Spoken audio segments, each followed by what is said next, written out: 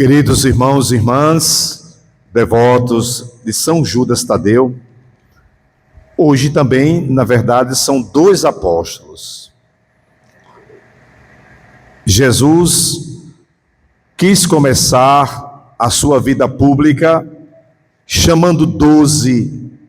O número 12 é um número universal, significa que todos são chamados.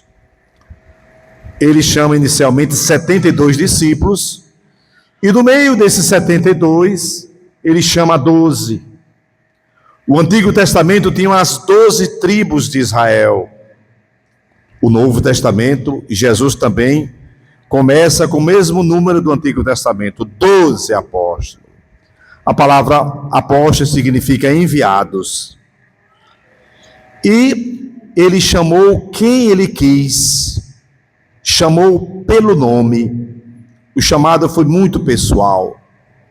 E nós temos representantes de todas as classes aqui: pescadores, gente simples, gente pobre, microempresários, aposentados e jovens, entre eles João, o discípulo amado. Jesus chamou quem ele quis. Por que Jesus chamou esses homens tão simples, tão rudes? Não chamou outros mais letrados?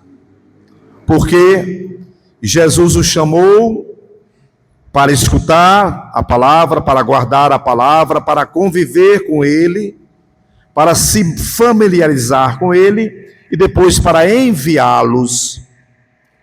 Esses homens simples tinham um coração humilde, e o coração humilde está mais aberto para receber o novo. Jesus é o Evangelho do Pai. Jesus é a palavra enviada pelo Pai, é o verbo que se fez carne. Ele é o vinho novo que Deus mandou ao mundo.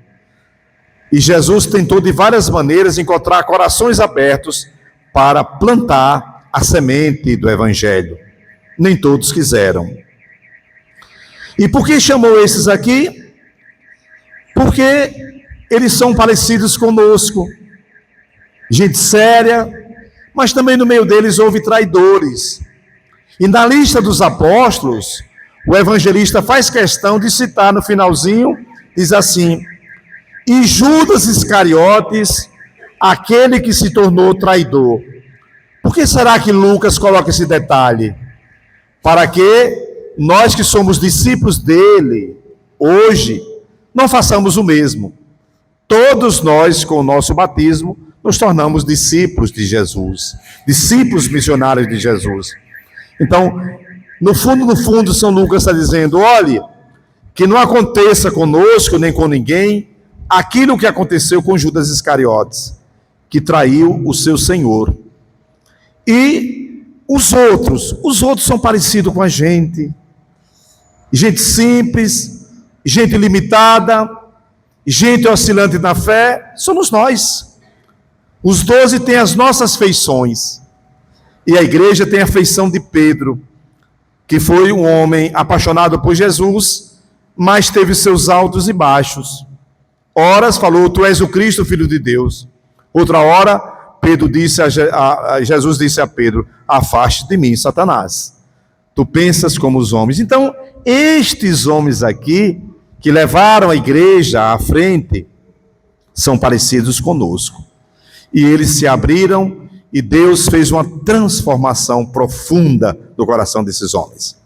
De pescadores de peixes, se tornaram pescadores de homens. Então, se tornaram discípulos, depois foram enviados. Enviados para quê? Para fazer aquilo que diz o Salmo de hoje, para fazer ressoar e espalhar por toda a terra as maravilhas do Senhor e a sua palavra, fazer ecoar. E porque eles fizeram ecoar a palavra, nós estamos aqui. Se esses 12 não tivessem recebido a força do alto no dia de Pentecostes, eles iam ficar com medo e a palavra não seria ecoada pelo mundo inteiro. Então, hoje também é a nossa missão. Qual a missão do discípulo do batizado? Fazer ressoar ou ecoar e espalhar por toda a terra as maravilhas, a palavra do Senhor e a pessoa de Jesus, para que ele seja mais amado, conhecido, vivenciado e celebrado. Deus, então, chama os 12, mas hoje vamos falar dos 2. Simão, o zelota. E esse adjetivo zelota está carregado de uma cultura. Quem eram os zelotas? Humanamente falando, nós talvez, mas tirar um desse meio aí, os zelotas eram um grupo radical, nacionalista, que eles eram contrários à ocupação de Roma na Palestina. Alguns deles, mais radical, carregavam consigo um punhal chamado sicar. Por isso que os zelotas são chamados zelotas ou sicários. E talvez nas grandes reuniões, eles acabavam matando os romanos, os partidários dos romanos. Eles não... Quem é que podia imaginar que Jesus podia tirar um guerreiro, alguém nacionalista, deste meio para ser um dos 12? Aqui está a surpresa de Deus.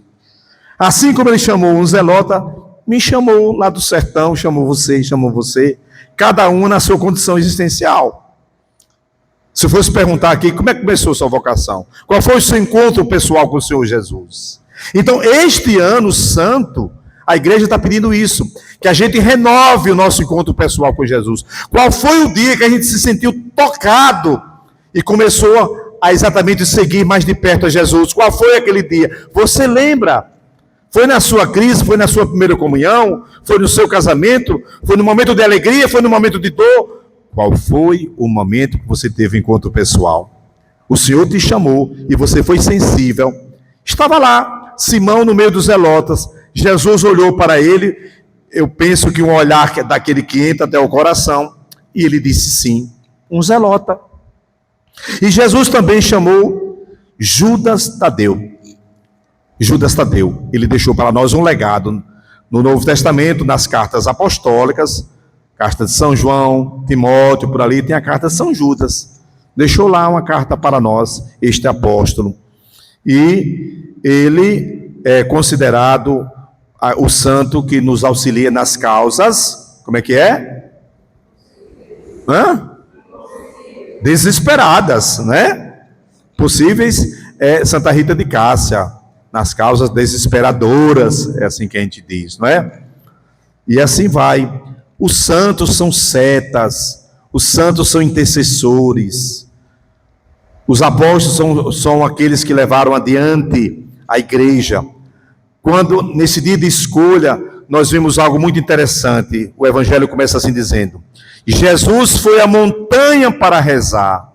Aqui tem 2 movimentos no Evangelho. O primeiro movimento, Lucas diz que Jesus sempre nos momentos difíceis, ele ia rezar com o Pai é misericordioso, amoroso, bondoso, para que iluminasse a sua consciência, para que ele fizesse boas escolhas. Mas por que teve uns que traíram Jesus? Ele escolheu para formá-los e enviá-los, mas nem todos, os dedos na mão não são iguais, nem todos foram fiéis. Assim é a humanidade. E o outro movimento é o movimento descendente. Ele desceu, subiu para a montanha, depois desceu para a planície, para colocar em prática a sua missão.